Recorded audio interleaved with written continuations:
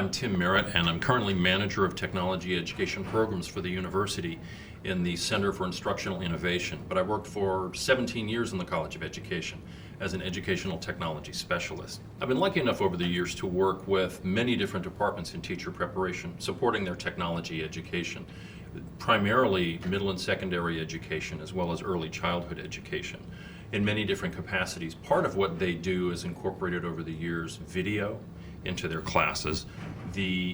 More than one of the programs in early childhood, for example, they're required to videotape themselves student teaching and then reflect on that teaching and then present a video to their instructors. So coaching them on that aspect of it and learning how important it is to speak well on mic, speak well on camera, how to edit, how to convert it from one format to another, all the technological aspects of that, as well as the stylistic and the presentation aspects of it. So those are valuable skills for teachers to have in the classroom, and it was my part to help them learn that part of it.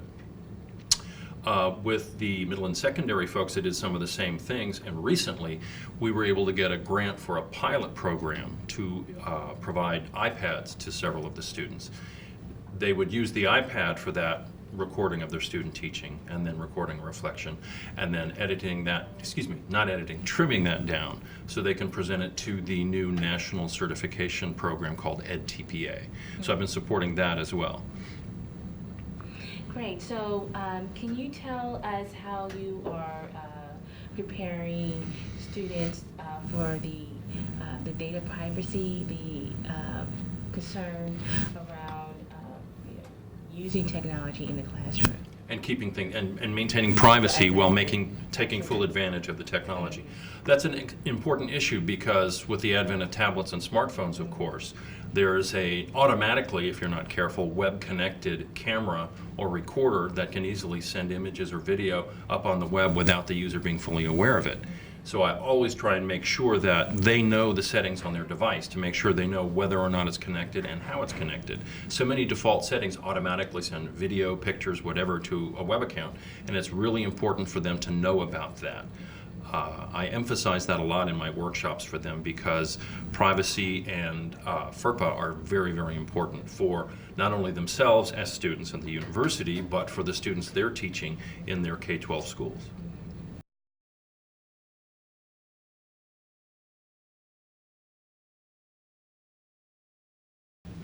The myth that teachers aren't prepared to use technology in K-12 schools, I can't speak nationally, but I do know that students from Georgia State University, we work very hard to make sure they're very well prepared.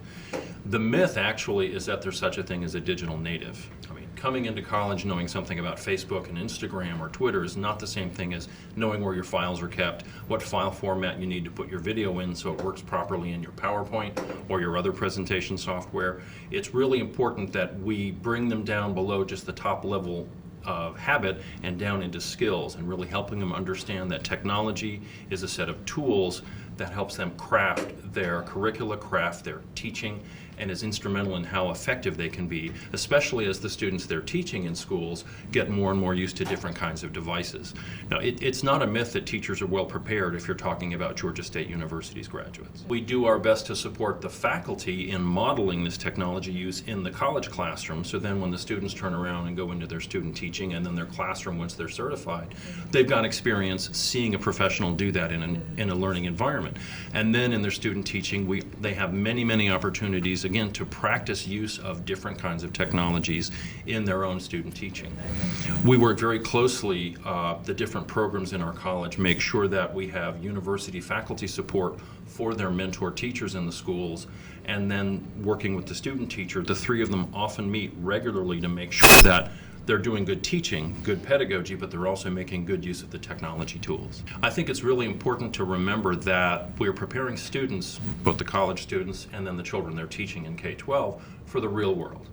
And a technology device is a portal on the real world. Now, it's important that they see certain things at the proper developmental stage, but I also think it's important for school systems, parents, and the university, of course, as we train the teachers to understand that there's only so much control we can have.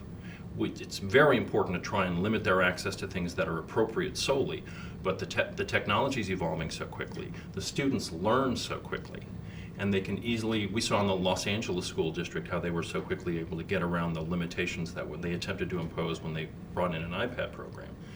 The challenge is making sure that everybody is aware of the opportunities and limitations and making students themselves aware of their own responsibilities. A local school system here implemented a bring your own device program so that students from kindergarten all the way through the end of high school could bring whatever device they wanted, laptop, smartphone, tablet, whatever it might be, and it's up to the students at all of those levels to police themselves. They took that responsibility away from the teachers and put the onus on the students. If you're going to use your device, use it to support your schoolwork. If not, it's on you. That way the teachers didn't have to spend any time being cell phone cops. They could spend their time and attention helping the students to make sure they use their time and their technology opportunities wisely to further their education. It took some training and took a while to get parental buy-in, but in the same way that the parents have to sometimes catch up with what their children are doing with the technology after the fact, very often the school has to do the same kind of thing. I would say that institutions need to really carefully evaluate the end result that they want. And partnering with a given company can provide a lot of short-term advantages. Some can provide a lot of long-term advantages. But I think it's very important that students, university students who are training to be teachers, understand the work they're trying to do and that they have a variety of tools they can use to do it. So earlier I mentioned PowerPoint, which is the ubiquitous presentation software, but it's not the only tool available for doing presentations. The idea I think that's important for students to know is that they're giving a talk that can be supported by presentation software. They shouldn't be dependent on any given brand of tool to get that work done. It doesn't matter whether your hammer is made by this company or that company, you can still pound nails with it to render it down to a very simplistic metaphor.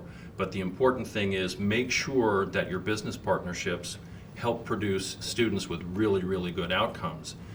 Make sure you keep the long view in mind.